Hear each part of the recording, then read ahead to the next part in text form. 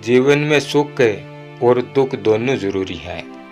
यह कहानी है एक सेठ की जो हताश होकर आत्महत्या करने की कोशिश करता है।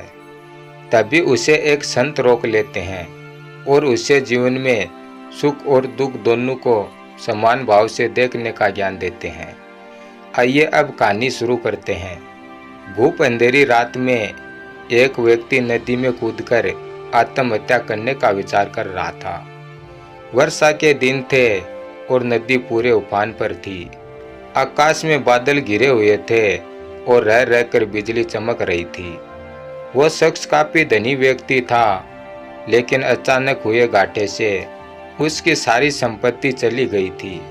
उसके भाग्य का सूरज डूब गया था। चारों ओर निराशा ही निराशा थी और भविष्य नजर नहीं आ रहा था।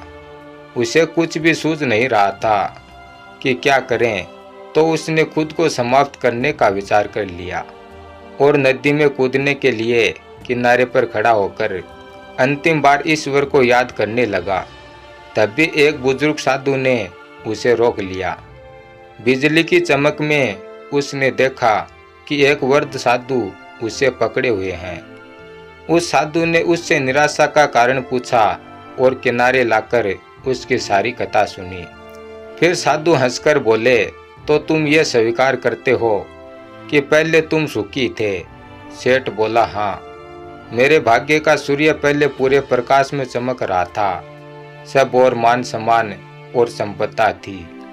अब जीवन में अंधकार और निराशा के अलावा कुछ भी नहीं रहा। साधु फिर हंसते हुए बोले, दिन के बाद रात्रि है और रात्रि के बाद दिन। जब दिन नहीं टिकता तो रात्रि कैसे टिकेगी? परिवर्तन प्रकृति का नियम है। ठीक से सुनो और समझ लो।